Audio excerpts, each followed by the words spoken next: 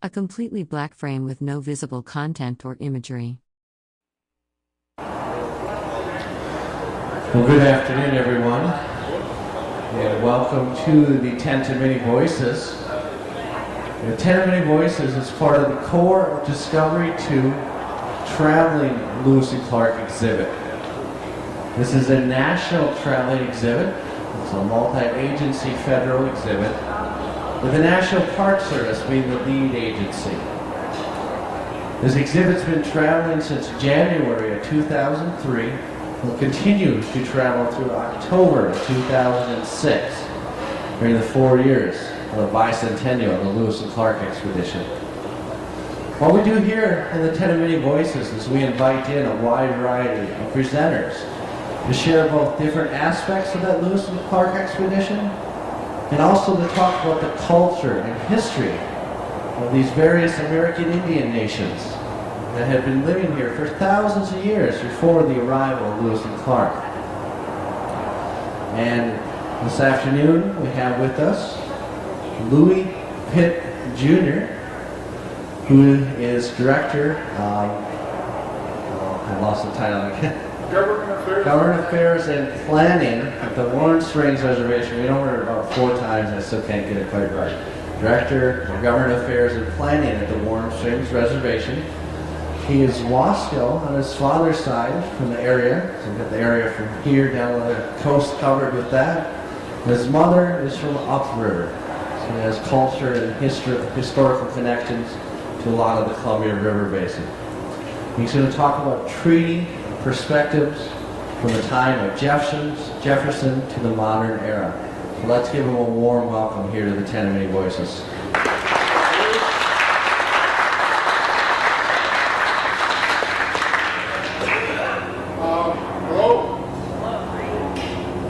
A person wearing a maroon jacket with white stripes stands on a stage, facing left in profile.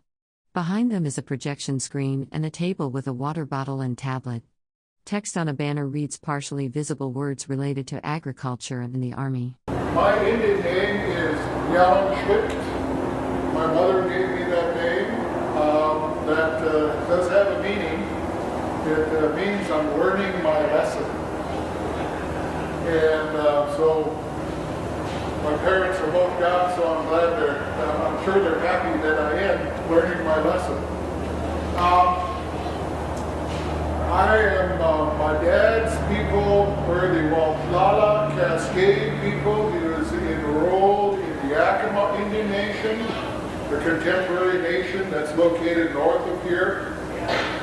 And his people were mainly located in a place called Cascade Locks. They were the Waltlala people, or Cascades.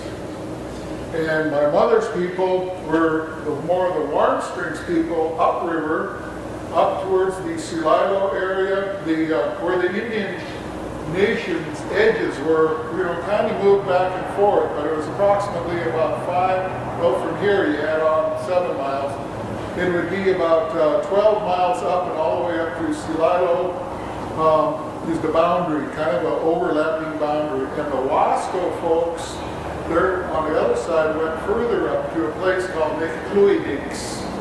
And so you had these two totally different speaking folks right next to each other. Lewis and Clark, when they were coming downriver, were warned by their two chiefs from the Nez Perce about them rascals around the corner, and that's some of my folks. So they said that a person wearing glasses and a maroon jacket with white and blue stripes stands speaking at a podium on a stage. A projector screen and microphone are visible behind them. They didn't want to come down with Lewis and Clark because they planned on killing them, and they were a totally different people, and they didn't understand the language of those Wasco people, because the Kitch language, totally different than the Ichi-Skeen or the Sahakan language. Two very different cultures right next to each other, but again, there was a lot of mix. If you sat through a number of the presentations, Mr. George Aguilar did a tremendously wonderful job about talking about his family lineage. Just a wonderful blessing to have George. That's one of the premises that you really have to know who you are in Indian country. And one of the main clashes we have with America is You look forward, you have dreams, it's what you're going to do, what education as the great equalizer will do for you. And that's good. Today we have that. It's wonderful for us. But a lot now for us as Indian people, and always will be, is who our blood is and where it's from. Where our blood is and where we're from, and that dictates a lot about who we're going to be and working within the tribe. I really resented that when I was growing up. But I have seen the wiser of it as I've gotten older, is that I've got a position within a tribe that is exactly just aligned with my being and my blood. Mr. Paul Kane was one of the artists that roamed around out here in the West and did a depiction of a Wasco life downriver from here. That's when life was good, fishing and hunting all day. The wife stayed home, or wives stayed home and took care of the kids and took care of the home, took care of the fish and got the fish ready for winter. Basically, two different roles within the family. I guess what I want to do is try to jog your thinking about some of the things that we have as a country that we need to look towards. This building over here is called the Discovery Center. Discovery, what is that? The Doctrine of Discovery is a very terrible doctrine that ancient times used to take over lands like this. And we, as the people that were here first, didn't own it. We just occupied it. Didn't even treat us as human beings. The good Christians, the Catholics in those days, with God on their side, saw fit that they were going to take care of the world and civilize the world through what God's orders were to them. So Columbus, the conquistadors, were all a part of this terrible legacy that I think as a country, part of my speech is going to say, how do we go beyond, I think, some of the wrongs that we've done? My job, as I tell people in my job, let's go ahead, you can go ahead and feel. A person wearing glasses and a maroon jacket with white and blue striped trim stands at a podium, gesturing with their hand while speaking. A projector screen and partial text banner are visible behind them. Guilty about the things that you have done, but my job today is I want to criticize you and make you feel guilty about decisions you make about us today. And so that's why I'm out here trying to educate everyone about what is our Indian country looking for? What do we really want?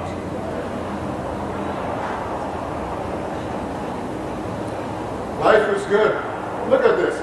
What's wrong with this picture is that any Indian is not going to build their village right on a wild river like the Columbia. The river goes up, it goes down, it floods, it drops down. That village in a normal year would probably be washed out. But as Paul, what's his name?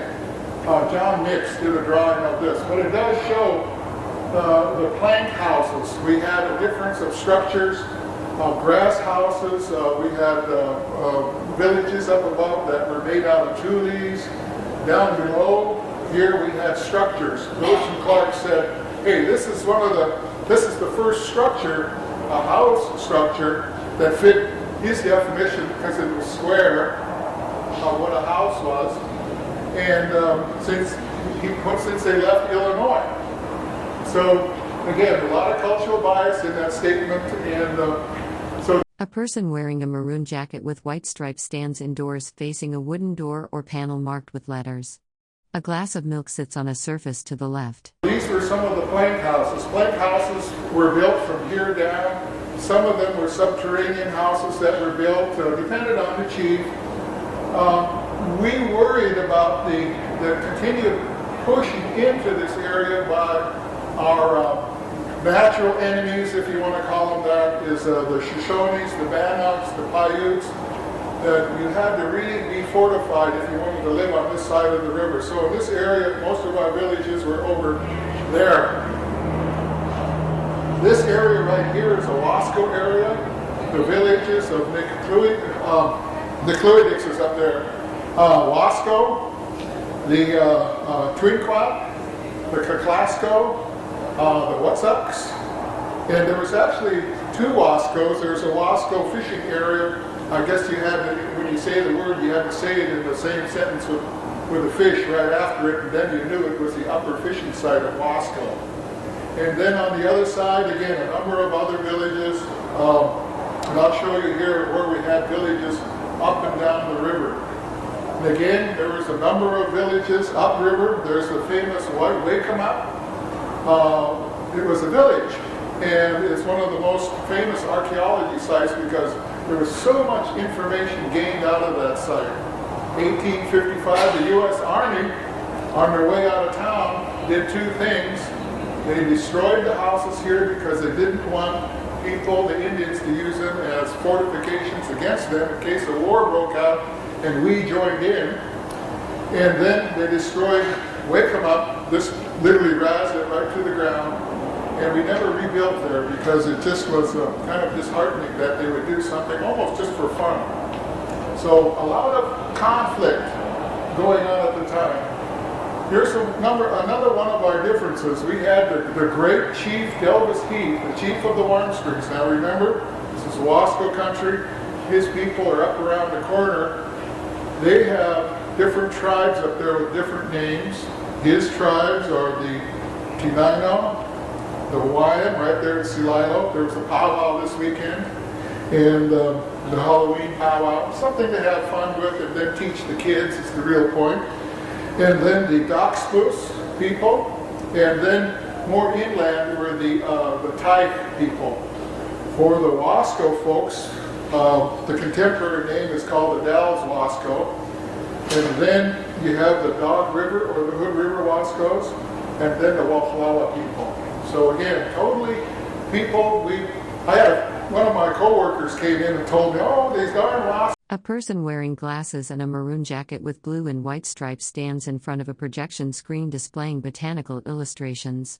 They appear to be speaking during an indoor presentation. She's complaining about the Wascos today, about them being independent of each other. They only group up whenever they darn well feel like it. It's mainly money. And they're just off helter-skelter. And I hated to tell her, but yeah, that's kind of the way Wascos are all the time.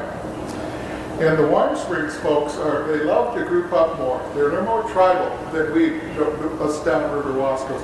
I got a mix of both, so I'm not quite sure who I am. You have a cycle of life here. Our year, again, like the chief that was standing right here says, the new year starts on the longest night, shortest day, and we have ceremonies throughout the year to thank the Creator for the gifts that the Creator has given us. And think about water, the fish. Let's see, water, chuj. The fish is, what is fish? Nusuch, yeah. Deer, yamash. Roots, kneet. And berries, leavenworth. Those are the upriver languages. And it goes back to water. And those are the ceremonies that we have done since I was a baby boy, the same way, carried over, and we thank the Creator for the gifts. We thank the Creator for the first fish, the first kill in somebody's life. We celebrate somebody's wonderful life that they lived through the burials that last. Ceremonies go 4 days. I always wondered, how does this work? And my dad died in a real terrible way. And if it wasn't for the Indian ways, I don't think I would have made it. It was really wonderful. It really was a therapy to me. I went through there, the elders talked and they teach. And it was really a wonderful proceeding, and a lot of it in our own languages. So throughout the year, we lived our lives. And remember, one of the things that our people did, very much, again, another cultural clash with Americans, where we shared properties, we shared lands, we took care of lands for the benefit of the community, and then, some things we started trading. If we took care of our home village first, then we could start thinking about those around us that helped us protect our integrity, both militarily, economically, socially, and culturally. And so what you folks intervention invented to us was the idea that one person could own something and that their benefit could be just for them, and then also that it could be squared up, chopped up, and sold into little pieces for us that belong to the whole tribe, that belong to the whole group. A person in glasses and a maroon jacket with blue and white striping stands speaking in front of a projection screen showing botanical illustrations. A water bottle and materials sit on the desk behind them. We took care of let's say the roots areas, we took care of those for the benefit of the tribes. Some folks say it was waste. All of the American new colonial type of country looked at our lands and our management of lands as wasteful. John Locke said is that we need to do it in a modern, more technology way, multiply the production 10 times, 100 times, 1,000 times. And so here we were. Is that better or worse? We have cultural areas that have been productive and helped us for thousands and thousands of years. And think about the Dust Bowl. It wasn't too long. In the Dust Bowl, the greatest grasslands in the world were turned into dust. George Washington, here's a very great example of where America was back in George Washington's time. George Washington said, the gradual extension of our settlements will as certainly cause the savage as the wolf to retire, both being beasts of prey, though they differ in shape. Pardon the misspelling. We were not agrarian, we weren't farmers, we weren't people that squared up. A person in a maroon and blue striped jacket stands at a wooden podium with a microphone, speaking indoors. A projection screen is visible in the background, and text reading DEPA and USP appears at the bottom right. Most of us, some tribes did. We weren't people that wrote things down. We weren't people that taught things over, in kind of the way that was civilized people understood. We hunted. We were nomads, and we were beasts. And as the wolf, George Washington saying, the wolf does survive very well in some areas, but only because the wolf has a lot of cunning and because there's areas for the wolf. Well, the Indian's going to have to do the same type of thing. Very hard statement to be made, but that's nevertheless with those colonies that were going to become states.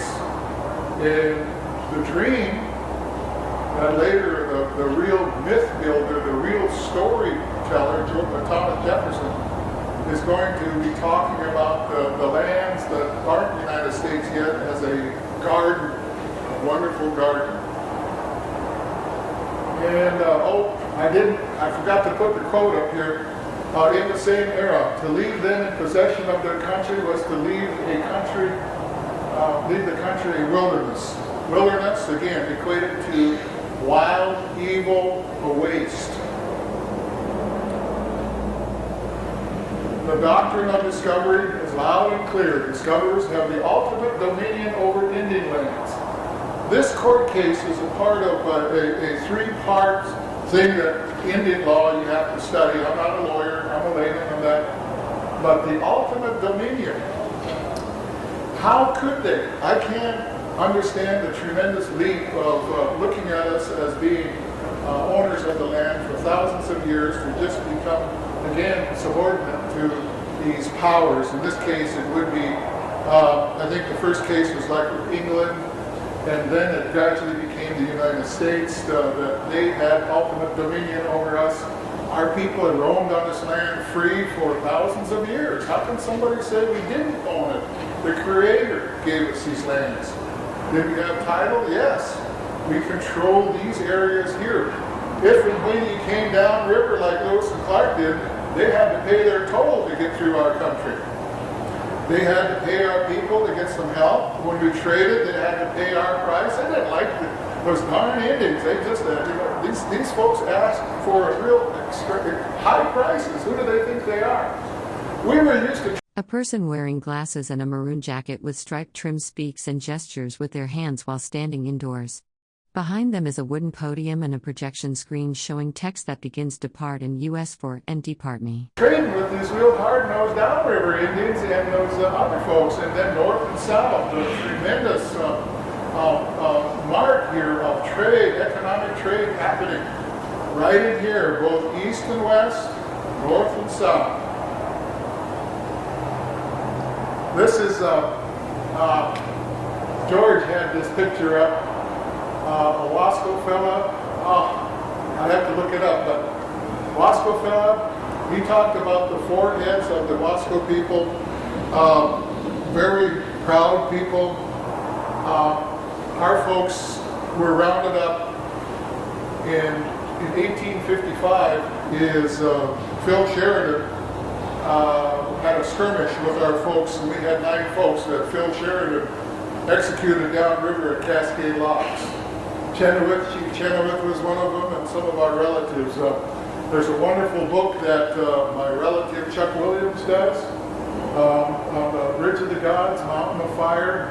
Chuck's a relative, and he's a wonderful person, and he doesn't look like an Indian. I remember when I first met him that we argued around about it until he knew people that I knew, his family, and included them in a number of stories that I've heard too.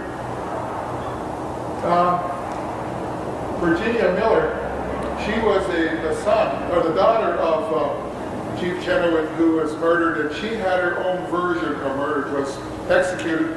She had her own version of what happened in that Phil Sheridan encounter where our folks were, there's another side to every story. Pio Pio Akmaks, he's upriver, tribal person, a Walla Walla, that pretty much had I think a lot of, when it came to war times, the chief had a warrior function that he, in essence, was like a consultant. He advised tribes about how to win victories. A consultant, can you understand that? That's amazing. But he was very good at war. Kamayakin was the guy that got us into trouble down here at Cascade Locks. He was a war chief, one of the Yakima's probably most notable folks, the Winston Churchill of our Yakima people at the time. A genius in leadership, understood Indians very well, understood the intertribal politics. This is your typical downriver view down in this area with the plank houses made out of cedar. Cedar has got this quality is that if you get a log, is that you can basically, the log will split in boards. And not all wood do that. Is that so cedar will split into boards and it's waterproof. We didn't design ours here to be totally waterproof. A person wearing glasses and a maroon jacket with blue and white striping speaks while gesturing with their hand. Behind them is a podium with US 4 and depart visible on a sign, and a projection screen glows in the background. But remember what Lewis and Clark whined about down when they're on the coast? The rain, it never quits. And so, welcome to Oregon, still the same way. We have the canoes with the different designs, the Chinook design here, a little fancier bow, those ornaments on there. As they went downriver, you needed a bigger canoe, and they got fancier too because they also were a demonstration of wealth. Canoes went up and down the river as they were traded, and there was one canoe that with some debate may have come because of this trading interchange from Canada. And so it gradually, because it was such a unique canoe and so well done, is that the person did some good trading with Lewis and Clark, and Lewis and Clark was real happy to get this really ornamental canoe, and it was a good deal on their part. The tremendous change of the place, the Wild River, as George Aguilar talked about it, for years served us very well. The river was just astonishing. I'm 57 years old, that I was just able as a young person to see what Celilo looked like. But it wasn't just the falls. It was a tremendous loss of this, just so unique, this narrowing channel where all of the Columbia River would basically focus into about a 50-yard pool, or a tunnel almost, And the whole river went through there. And of course the Indians were, I'm sure, on the side making bets whether Lewis and Clark were ever going to make it to the other side, because they never tried that, because they saw people that would die. And they did make it through, and so somebody had to pay up. I just want to talk about the place. These are modern archaeology kind of result statements about where the villages were, all through the Cascade Locks area. This is a shameless advertisement too for our casino location. Are there Cascade people at the Bonneville Dam area? You bet. Your own scientists tell us that too. Our stories say that. You bet. Here we are. There were villages all along the area. And remember too, Lewis and Clark spent a lot of time only on the river. They didn't know about the other nations. There were some tribes up on the Washington side, up the Klickitat River, that they just didn't think it was a good thing to hang out all the time down the river. So they had a large population of people that were away from the river about 5 or 6 miles. But that's close enough where they could access the river and come back and forth. Again, the river was very wild in those areas. And a person in a maroon jacket with white stripes stands facing a projection screen in an indoor venue. Visible signage below references the U.S. Forest Service and Department of Education. Tremendously productive place. Most of the villages were on the north side, but pretty much the same place. Very rough to get around. You had to go up, you had to go on the bottom, but you couldn't go through the middle there. It's way too dangerous. Wonderful, exciting, wild place.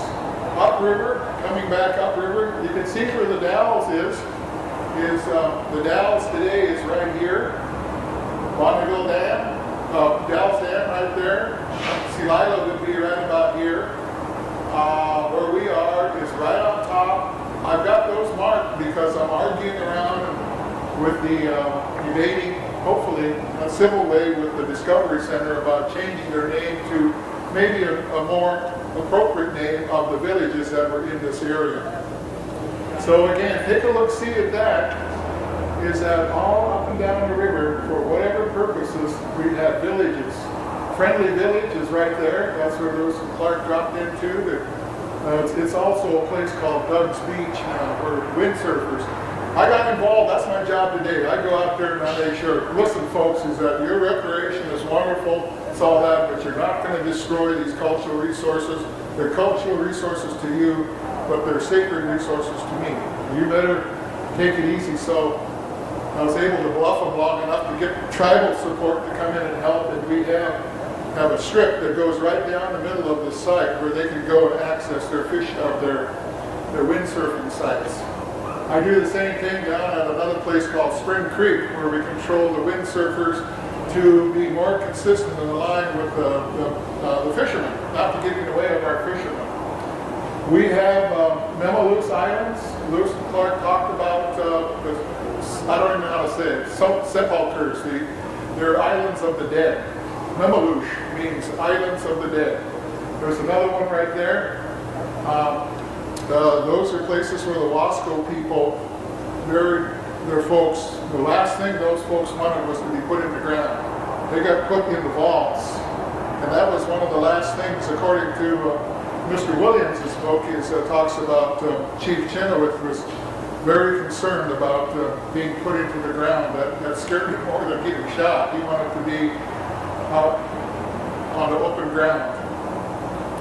So, Indian country, Kalasko, Twinquat, Wet'sucks, what else was there? These have a couple of real heavy-duty names. That's the problem. How do we get some of these names? Because they're so difficult to say.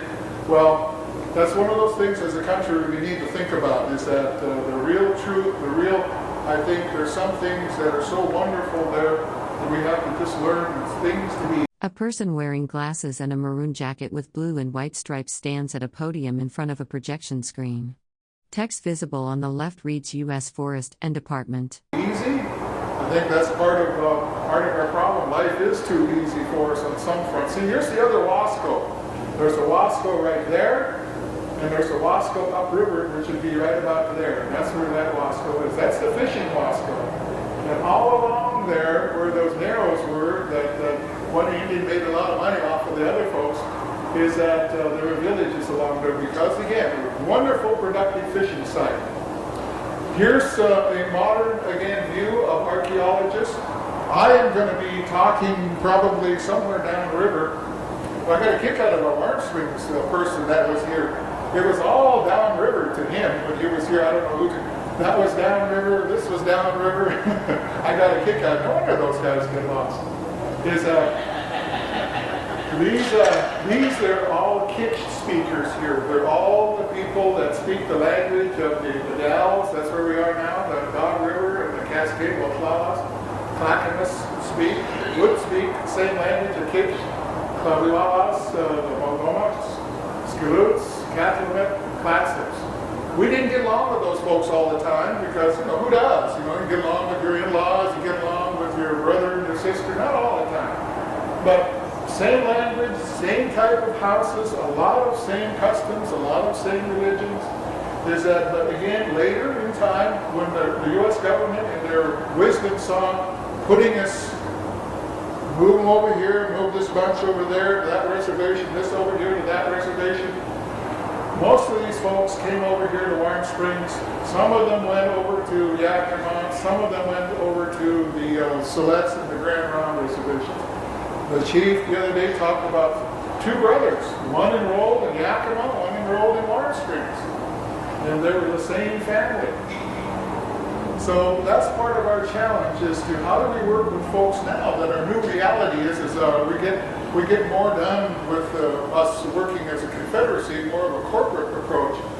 One time there was a skull that was found in the Dalles. They were doing a sewer system right down, just like pavement like this, right down the middle of the street, and they hit something and they dug around it. It was a Native American skull because it had beads and buckskins along with it.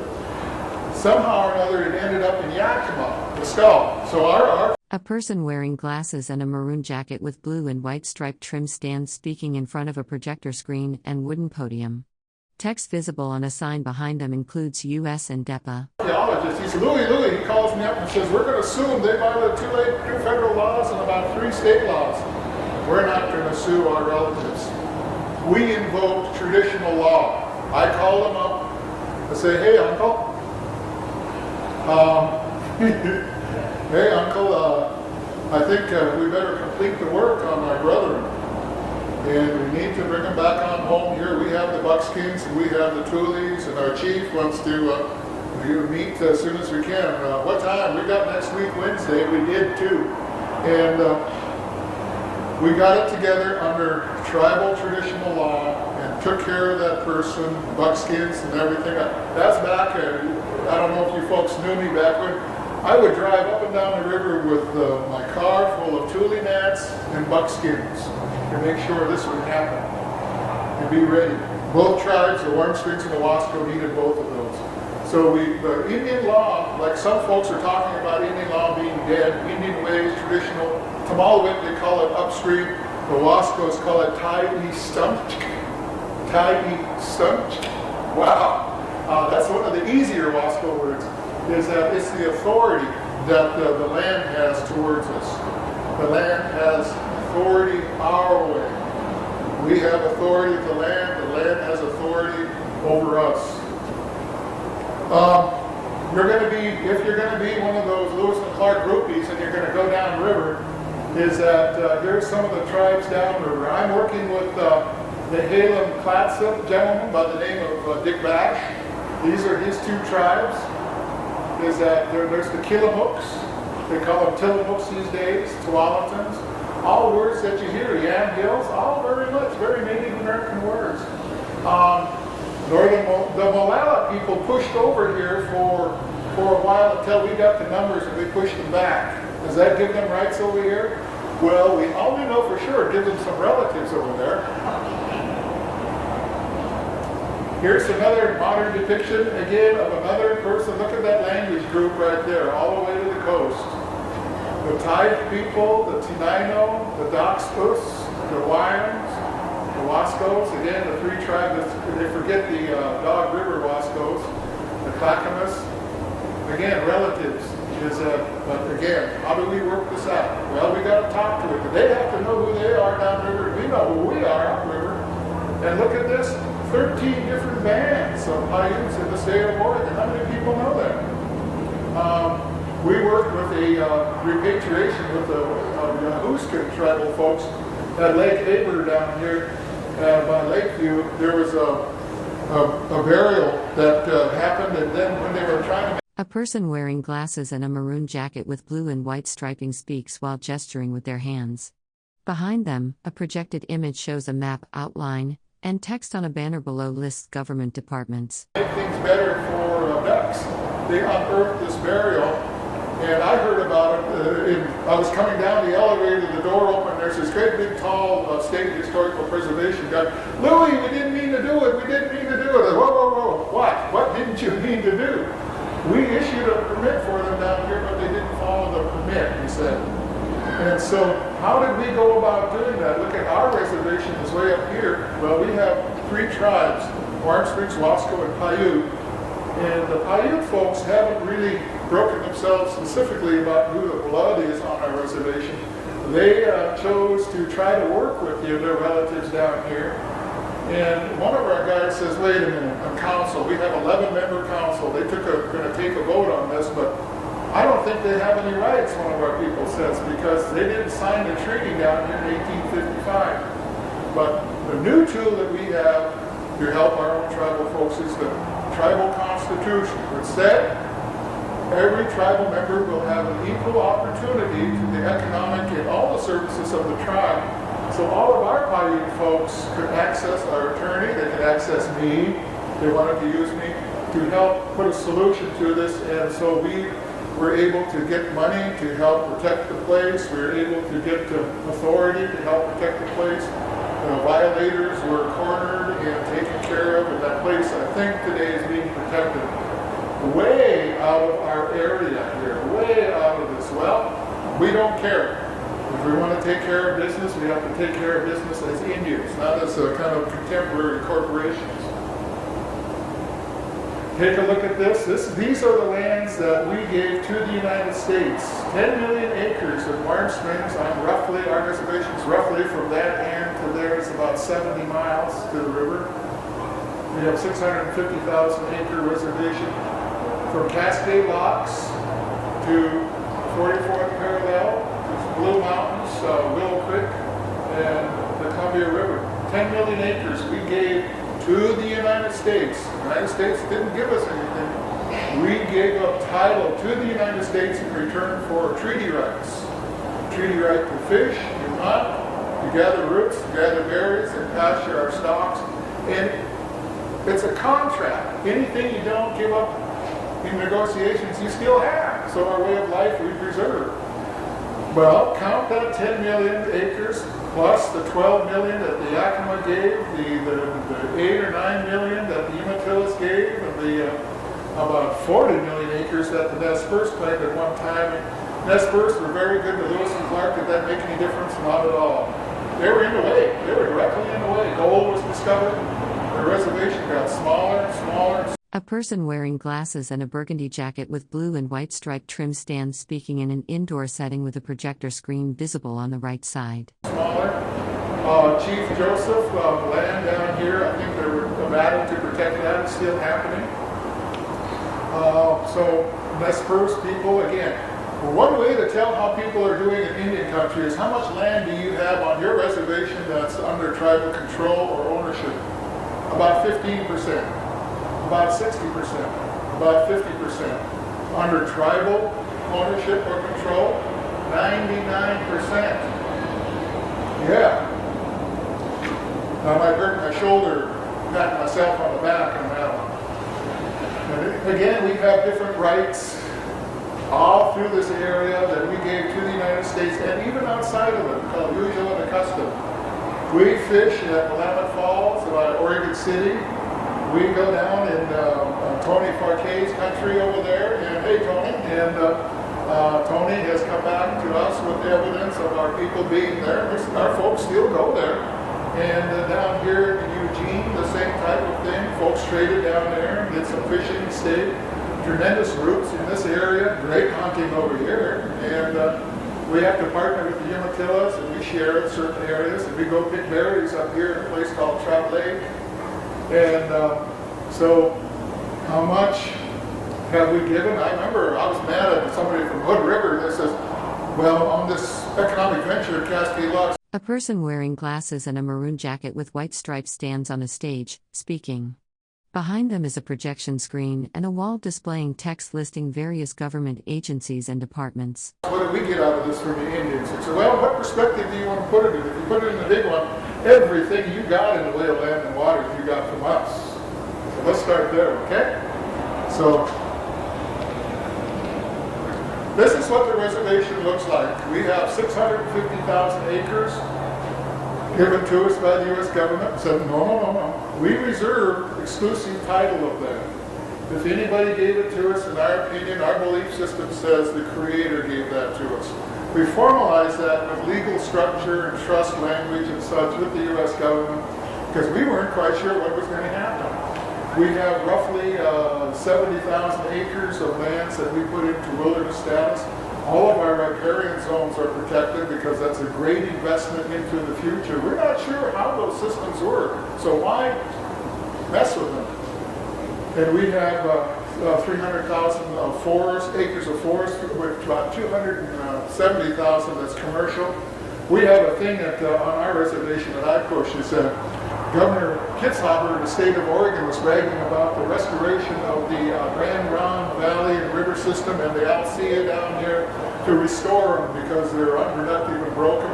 Our slogan is, why break it in the first place? We take care of our reservation. I'm very proud of it. This is the 10 million acres we gave to the United States. I marked that off myself. There's the county of Jefferson County. They have no authority on reservation. We have to work with 13 counties within the state of Oregon to protect our off-reservation way of life. No other way around it. Again, here's the Cascades. The bend is roughly right about there. John Day is right about it. Well, right there, I guess it would be. Right in this area, we have a chairman. His name's Suppah, S-U-P-P-A-H. Well, I found an old document that had original spelling.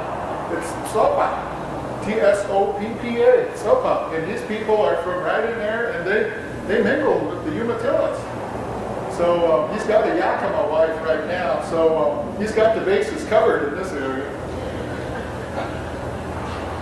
One point on the Louisiana Purchase. This is some of the darn arrogance of not Lewis and Clark. They had their own style of arrogance that, according to Gilmore, is that she felt like some of the Carolyn Gilman, she felt like some of that arrogance was being softened by the fact that when they ran and encountered two Indian folks all along the way, that they saw some things that were quite different, if not better, and done in a way that was peaceful and loving. And Lewis and Clark were really quite kind of a bull in the china shop. A person in glasses and a maroon jacket with blue and white stripes stands at a wooden podium in an indoor venue. A projection screen and partial text reading Depar and USFO are visible in the background. I really didn't understand really a lot of the trading protocol that had to happen, especially when they came through here. And they didn't have anything that we wanted when they came through here, because we could get it all. We already were trading with folks on the, down at the Columbia River with the Chinese and with the other folks that came through the area. That the Pacific Ocean was a highway of trading. People would come through there. Chinese, Hawaiians, other folks coming into the area. One point, Louisiana Purchase. Some people say that's the biggest real estate purchase that ever happened. There wasn't one exchange of real estate in the Louisiana Purchase. All it was those big, arrogant nations, the Big Boys Club, nation states, were getting the preemptive right. The United States bought the preemptive right to then buy those lands from the rightful owners, the many nations within the area.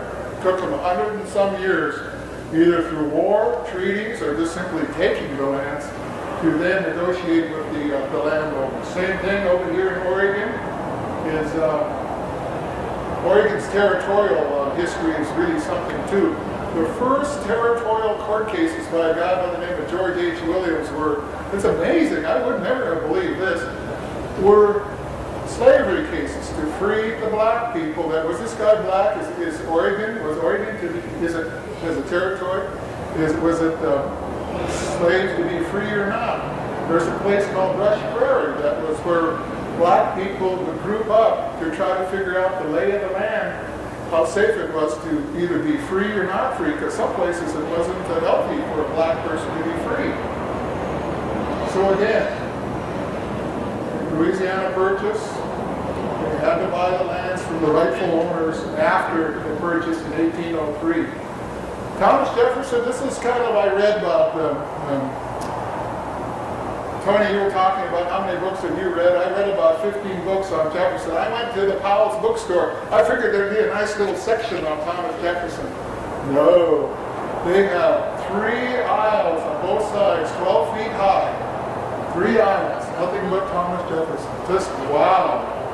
He wrote things down. He wrote these thoughts. He had a debate with the Madison and Hamilton and those guys. And so this is a compilation again of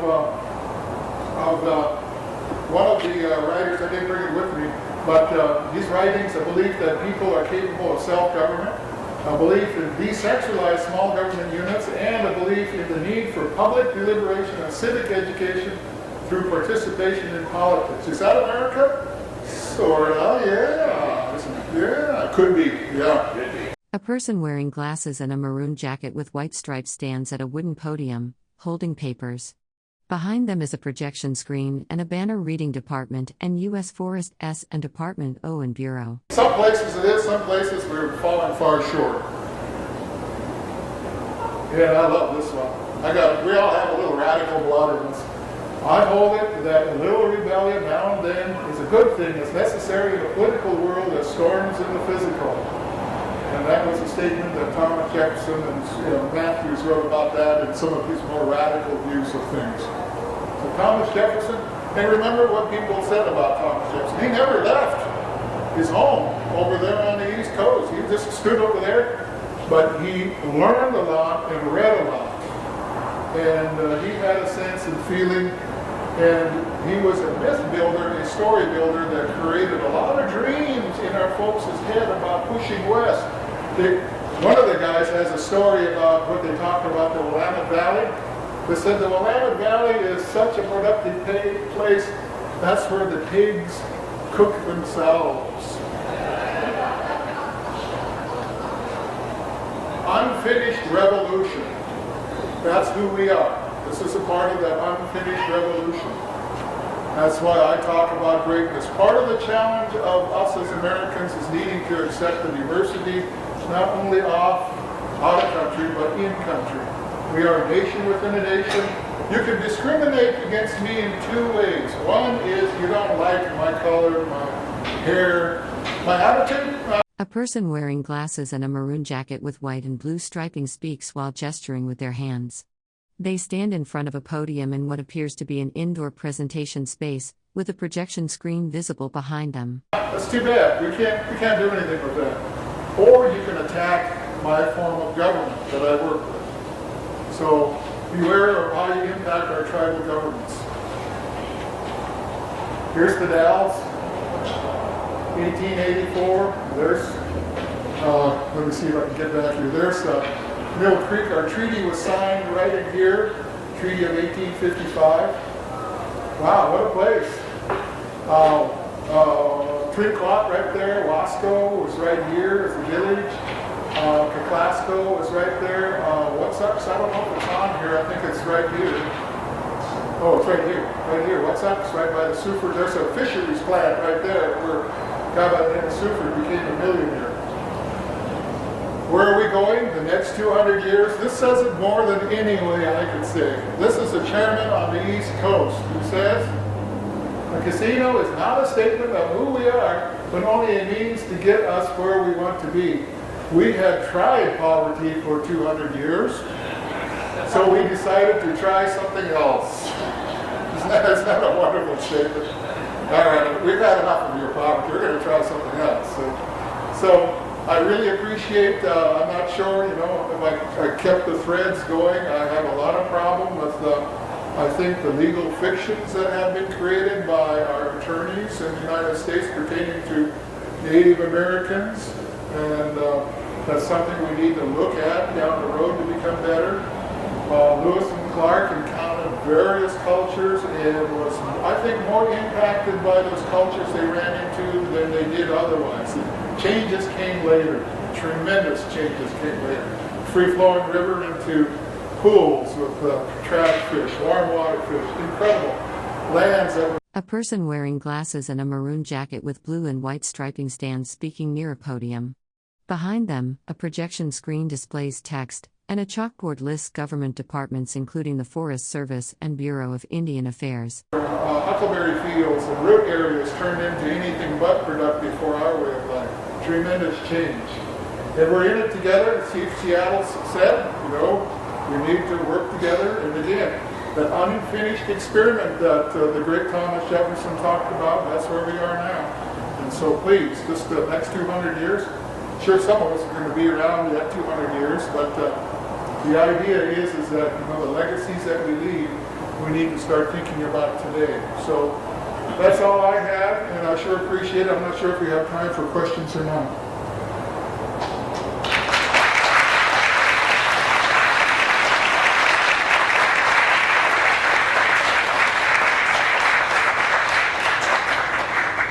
Yeah, we have time for a couple of questions. If anyone has some questions for Louis, please raise your hand. I'll bring the microphone around so everyone can hear it. A person in a maroon jacket with striped trim stands on a stage facing left, holding a microphone.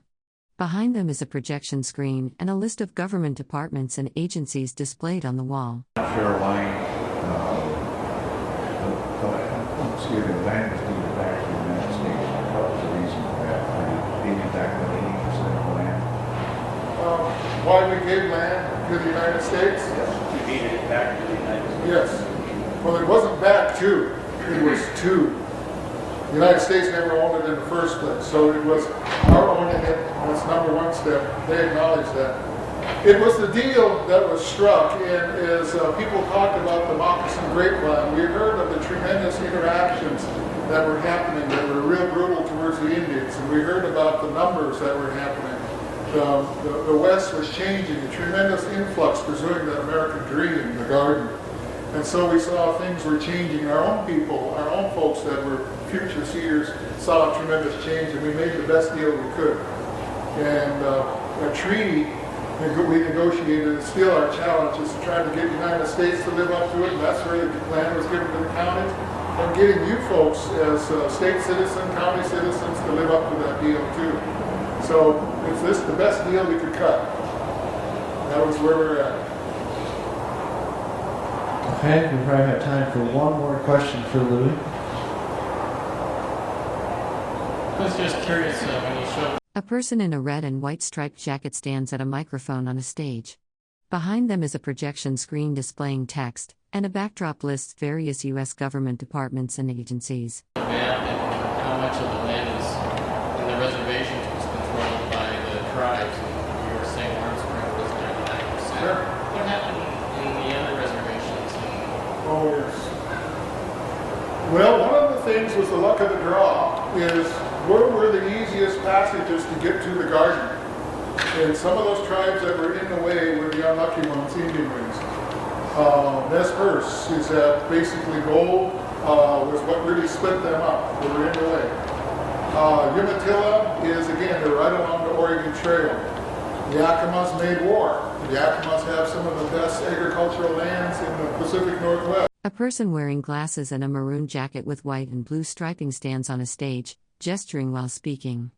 Behind them is a projection screen and text referencing the U.S. Army Corps of Engineers and Department of Energy. Warm Springs, we're over there. We got one of the biggest enemies of agrarian societies was trees. Trees are in the way. We got stuck with this 300,000 acres of these darn trees. They're big, ugly trees you can't get rid of. So, in a way, we were some people say we were lucky. I think our elders at that time were thinking and trying to make some good educated guesses about what's going to happen down the road. All along the way since then, too, we've had great leadership that have really tried to do the best for us and maximize. Some people sold out. We couldn't resist the short-term benefit of getting lands. A person in glasses and a red jacket with white striped details stands at a podium, gesturing while speaking. Behind them is a projection screen and text referencing government departments including Culture, Army, and Energy. The money that comes in immediately from leases or renting or sales. And so they couldn't resist that. Our leadership was so powerful, they didn't want to see us do that. And they got enough control. They even told at one time the superintendent about what this allotment act called the Dawes Act, it didn't get up here, is we got the superintendent, this traditional government, to actually find money in D.C. and buy the lands and keep it in tribal ownership. Wonderful leadership. So, that answer, okay, thank you. All right, thank you. A person in a maroon jacket with white stripes stands at a podium, looking toward a projection screen displaying text about Native American sovereignty. Documents and books are visible on the podium surface. Thank you for joining us here on the 10-minute voice.